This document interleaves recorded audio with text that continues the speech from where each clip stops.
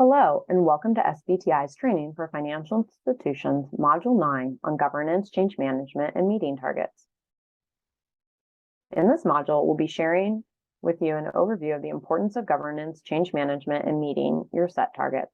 At this point, you should be familiar with the case for change, setting targets for Scope 1, Scope 2, and Scope 3, as well as validating and recalculating targets. After completing this module, you'll be able to describe the importance of governance and change to meet targets, identify key actions to translate targets from strategy into execution, engage and support clients in making progress on their own SBTs. Let's get started. Financial institutions must consider many aspects when they are decarbonizing. SBTI helps point companies on the right path by helping them set meaningful science-based targets. The Glasgow Financial Alliance for Net Zero, or GFANZ, outlines a helpful transition plan framework that highlights essential components. You've seen this slide in prior modules. What's important here are the metrics and targets and governance. You can see as we just click through, foundations, implementation strategy, engagement strategy are important to consider in leading up to metrics and target setting. SBTI helps companies set meaningful science-based emissions reduction targets in pursuit of this change. And then governance. This is one of the key aspects we'll be addressing today in this module. Good governance helps to ensure the change and results are achieved, which you'll need to be thinking about even as you're setting targets, as this can develop targets that you can measure within the bounds of your organizational capabilities. Setting targets requires collaboration from across the organization. We provide an illustrative example to show how this works, but please recognize that there are other models for ways of working. It starts when the CEO or the board commits to setting targets. They will then task a chief sustainability officer or an equivalent to lead the process with the involvement of key parties. The sustainability manager will work across business lines with many different stakeholders to baseline emissions and then determine what are the achievable and reasonable targets to set. This is an iterative process and can take time to complete, but it's necessary to setting meaningful targets. Guidance from professional organizations and consultants can be helpful in navigating this process. And finalizing targets. Once the sustainability manager has created the first set of targets, they will present them to the board or the CSO to decide. The business will then ensure they are aligned with the path forward. We find that companies have common challenges when setting up the governance structure and instituting change for achieving their emissions targets. Specifically, we'd like to call out 5 of them. First, communicating and getting buy-in throughout the organization on targets is a challenge. While senior leadership may be bought in on ambition, buy-in from middle management can be a challenge if they are tasked with the actual execution and adapting to new ways of working. The second challenge we see is when integrating your decarbonization strategy and planning with your overall business strategy and planning process. Oftentimes, companies will have separate strategy planning processes that may even contradict each other. The third big challenge we see is the ability to measure change in financed emissions. Since everyone is relying on macro-level estimates and high-level industry intensity data, any performance improvement towards targets can be hard to pick up. Reported emissions based on estimates will not change until the reference data changes. Another challenge we see specifically with FIs is embedding your emissions target into your investing practices and principles and engaging with your clients. Equipping your client-facing portfolio and loan managers with the right tools and capabilities is a very important item to get right and takes time. Last and related to the previous challenge is aligning your incentives and compensation to achieving emissions targets in a meaningful way. This is particularly a challenge both at the executive level and through similarly difficult with the middle management and client-facing managers. In response to the challenges we discussed, there are 4 areas we see as critical to get right with governance and change management in order to harmonize your decarbonization strategy to execution and achieve the targets you set. The 4 areas are leadership alignment, clear strategy, roadmap and resourcing, integrated investing and lending policies, and defined roles and incentives. Let's start with leadership alignment on the left side. It's critical to gain commitment from all levels of leadership throughout the organization on the purpose and value of setting emissions targets. This spans setting the initial ambition all the way to how targets will be achieved. Part of this buy-in on purpose and value of emissions targets is shifting to an opportunity mindset that frames decarbonization as value additive and revenue producing opportunity, not just a cost adding activity. Second, We have seen FI's overall business strategy be at odds with its decarbonization initiative. It is important to have a clear strategy and roadmap driven by the C-suite that ties your decarbonization strategy to your business strategy. Part of this is a clear roadmap that ensures there are sufficient resources, such as people, with right skills and processes, systems, and technology in place to track and measure progress. Third, FIs need a codified set of decarbonization principles and practices for what they invest in, loan to, or insure.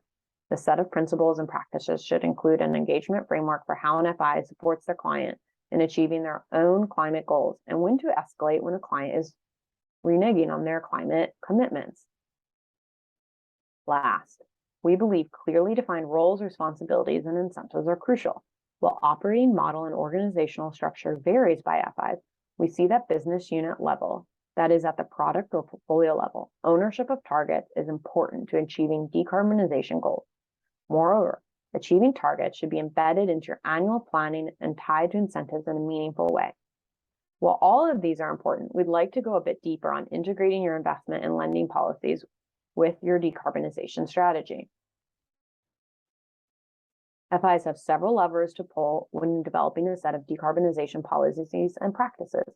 We will highlight 6 of the common decarbonization tactics we see FIs institute as part of their governance and change programs for achieving targets.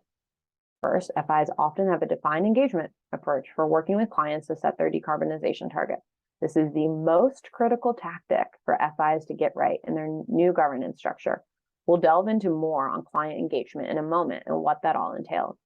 Another tactic we see is FIs instituting policies to reallocate assets and capital to more efficient and climate-friendly companies within a given sector. On a broader scale, we also see FIs reallocating assets and capital to more efficient and lower carbon intensity sectors overall. An example of this is shifting a proportion of your investments away from high-emitting industries such as cement and investing, and more in businesses within the services industry. FIs can also put into place exclusion policies on high emissions companies or projects, such as those involved with fossil fuels. Alternatively, FIs can seek out and finance or insure companies activities and projects that contribute to climate goals. This can include making efforts to finance renewables, green infrastructure, or carbon removal. Last, FIs also have the option to simply divest high-emitting companies and projects from their portfolio and loan books. This is a list of activities in no particular kind of order or level of focus that FIs can engage in. However, we would once again emphasize the importance of engaging with clients to set targets and net zero transformation plans as the most critical step.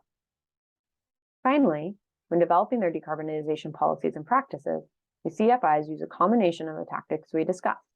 Here are 2 examples of this playing out. And I'll let you take a moment to look at this.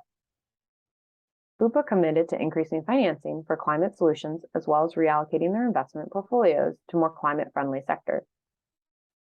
Similarly, La Banque Postale engages with their own clients to meet their climate goals and finances climate solutions in the renewable energy space. Given the nature of business for many financial institutions, a strategy for engaging with clients to meet targets will be absolutely critical. While it can be tempting to see this as a short-term activity and just divest from high-carbon investments, engagements should be seen as a multi-year collaborative process that focuses on helping clients to reduce their carbon footprint. If a company simply divests from a high-carbon investment, then it is likely to go to another financial institution that may not hold it to as high a standard or encourage a change. By trying to encourage change, this can have the effect of reducing carbon emissions in a more concrete sense. Divestment should be seen as a last resort rather than the first choice. There are many different options to engage with clients. The first step is to communicate your goals and begin to think about the engagement framework for your clients. This should be with efforts like a letter from the CEO to major clients and developing resources for client-facing employees to talk with clients and customers about your climate goals and what it will require of them. It's an engagement framework.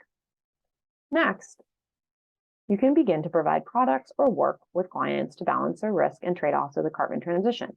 Clients may be at varying levels of maturity. As you work with clients and portfolio companies, you can better understand where their priorities are and what they might need help with. In addition, you can also identify new opportunities. either to help clients on projects and initiatives to reduce their carbon footprint or to connect clients to learn from each other. As you engage with clients, it'll be important to track your relationship and the progress they make on the climate goals. As you and your clients make progress, it'll be important to think about how you can grow the relationship and the ambition of goals as targets are met. However, while not all relationships should require escalation, there may be some companies that do not meet their targets or back out of promises.